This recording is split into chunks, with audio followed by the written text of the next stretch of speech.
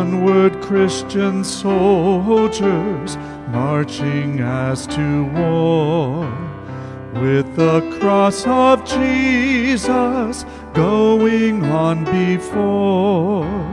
Christ the royal master leads against the foe. Forward into battle, see his banners go. Onward, Christian soldiers, marching as to war, with the cross of Jesus going on before. At the sign of triumph, Satan's host doth flee. On then, Christian soldiers, unto victory. Hell's foundation quiver at the shout of praise. Brothers, lift your voices, loud your anthems raise.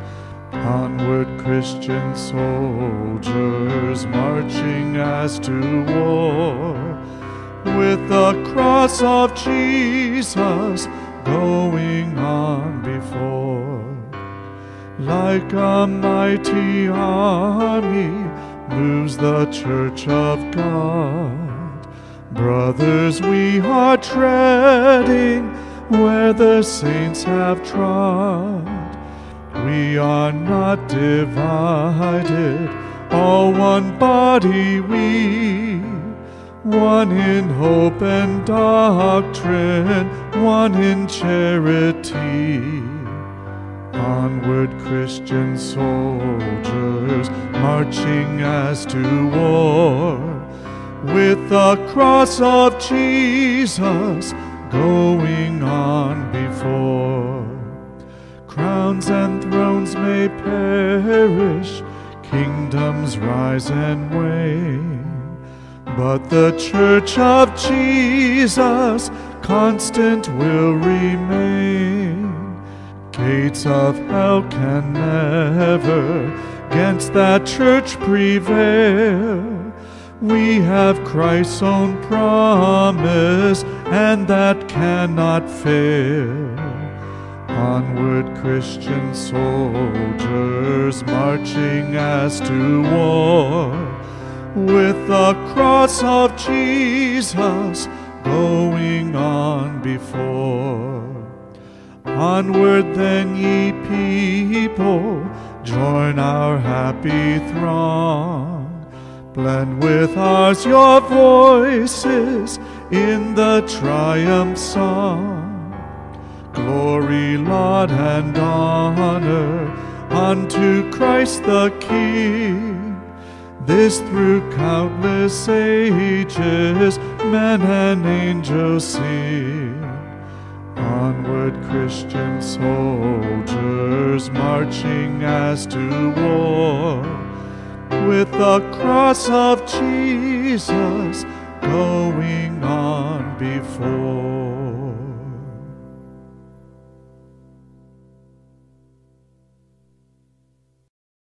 Isang mabiyayang umaga sa bawat isa sa atin na ngayon po ay nakikinig dito sa ating prayer devotion, sa early morning covenant dito sa St. Paul United Methodist Church. Pero bago po tayo magsimula ay samahan niyo po ako sa isang panalangin. O aming Ama, pinupuri ka po namin, dinadakila ka po namin, Lord, sa isang napakagandang umaga nito, Lord. Maraming salamat at muli po, Lord, ay pinagtitipon nyo ang bawat isa sa amin, pinagsama-sama niyo, Lord, hindi man physically, Lord God, kundi virtually, ay magkakasama po kami, Lord, upang aming himay-himayin, Lord God, pag-aralan namin ng inyong mga salita, o aming Ama. Patuloy nga po ito, Lord, na magbigay sa amin ng kalakasan sa maghapon, Lord God, na aming mga gawain sa araw na ito. Muli, ang aming pasasalamat sa inyo, Lord God, sa pangalan ni Jesus. Amen. So yun nga, isang magandang umaga sa bawat isa sa atin, diba? Napakagandang umaga sa bawat isa sa atin. Nagpapasalamat tayo at ginising ang bawat isa sa atin. So, ngayon sa umagang ito, ang pagbabasihan ng ating pag-uusapan, ng ating lecture, kumbaga sa morning na ito, ay mula sa Psalm 20. So, babasahin ko po ito mula sa New International Version. Psalm 21. May the Lord answer you when you are in distress. May the name of the God of Jacob protect you. May He send you help from the sanctuary and grant you support from Zion. May He remember all your sacrifices and accept your burnt offerings. May He give you the desire of your heart and make all your plans succeed. May we shout for joy over your victory and lift up our banners in the name of our God. May the Lord grant all your requests. Now, this I know, the Lord gives victory to His anointed. He answers him from His heavenly sanctuary with the victorious power of His right hand. Some trust in chariots and some in horses, but we trust in the name of the Lord our God. They are brought to their knees and fall, but we rise up and stand firm. Lord, give victory to the King.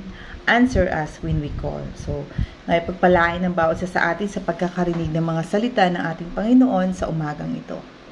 Dito ba dito sa ating binasa, para sa akin ay dalawang salita ang parang pinaka-summarize, pinakabuod. So, ito ang mga salitang trust and assurance. So, trust, di ba? Tiwala. Ang awit 20 nagtuturo sa atin na magtiwala sa Diyos kaysa sa kapangyarihan o kakayahan ng sinumang tao, di ba? Magtiwala sa Panginoon ng buong puso at huwag manalig sa ating mga sariling pang-unawa. Sa lahat ng iyong mga paraan ay pasakop siya at itutuwid niya, pasakop sa kanya at itutuwid niya ang iyong mga landas. Di ba? Totoo naman, di ba? Kadalasan pag tayo ay gumagawa ng ating mga pansariling desisyon, masyado tayong padalos-dalos, masyadong impulsive, diba? Basta-basta tayo nagbibitaw ng mga salita, ng mga desisyon, ganyan. Kadalasan ng ending nga, hindi nagiging maganda, diba, ang end result. Ikumpara mo ito sa kung saan, diba, ikaw muna inanalangin, hiningi mo ang tulong ng banal na espiritu, pangunahan ka ng ating Panginoon, diba? Tsak na ang resulta o ang bunga nito ay maganda. Dito naman sa panahon natin ngayon, kumbaga, sa ating pamahalaan, di ba? Sa verses 1 to 5, hinahamon din naman tayo na ipagdasal din natin ang ating mga namumuno sa atin, yung mga leaders natin, di ba? Whether we like them or not. Kasi di ba ang tagumpay ng namumuno, ang tagumpay ng leader, ay maging kagalakan din ng bawat isa na miyembro, kumbaga, ng lipunang ito. Ang verses 6 to 8 naman ay nag-aanyana din sa atin ang panalangin dapat natin ay nawa ay magtiwala ang ating mga leader hindi sa kanilang sariling lakas o sandata, kundi higit sa lahat, diba, sa ating Panginoong Diyos. Kasi darating ang tagumpay gaya ng sinasabi ng awit na ito kapag nagpadala ang Diyos ng tulong. Diba? Kaya dapat tayo ay lubos na magtiwala sa ating Panginoon dahil tunay na siya at siya lamang nakakaalam kung anong pinakamabuti para sa atin. Ang second word, diba, is assurance. Katiyakan or kasiguruhan. Sa Lucas, diba, chapter 11, verse 9, sabi doon, kaya't sinasabi ko sa inyo, humingi kayo at kayo'y bibigyan. Humanap kayo at kayo'y makakatagpo. Kumatok kayo at kayo'y pagbubuksan. Tayo ay may katiyakan na pag tayo ay lumapit sa ating Panginoon, magtiwala tayo sa Kanya, sa Kanyang kakayahan, diba? Ang lahat na ninanais ng ating puso ay Kanyang ipagkakaloob. Ang gusto lamang ng ating Panginoon ay lumapit, humingi, at kumatok tayo sa Kanya. Diba? Kung napapansin nyo every morning, si Kuya Eddie, diba, nagsishare siya, Eddie Sulit, nagsishare sa atin ng mga pictures, ganyan. So, meron siyang isang na-share sa atin na parang akmang-akma dito sa atin.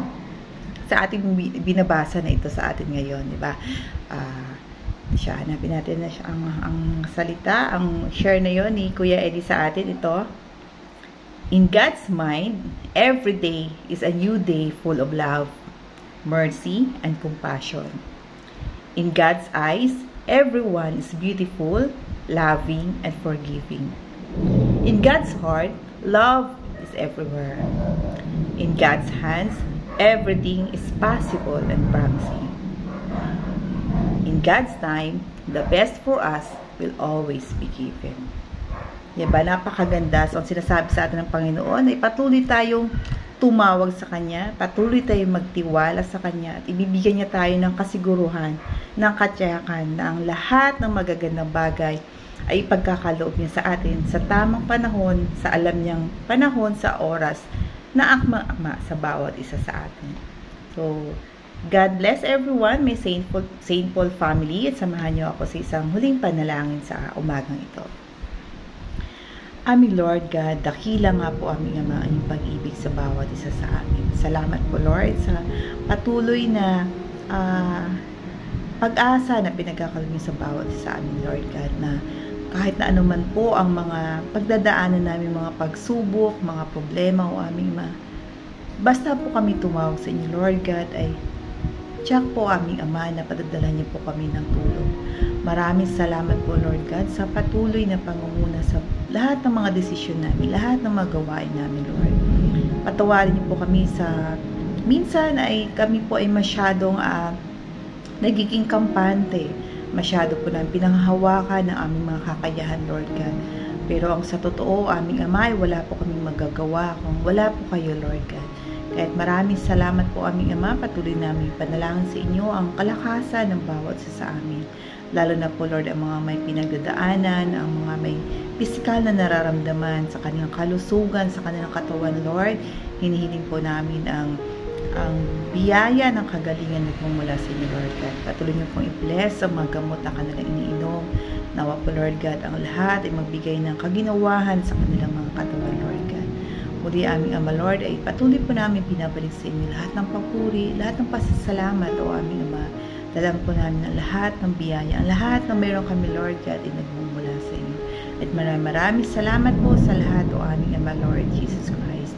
Ito po ang aming samong, aming panalangin o aming Ama, sa pangalan ni Jesus. Amen at Amen. Good morning po muli!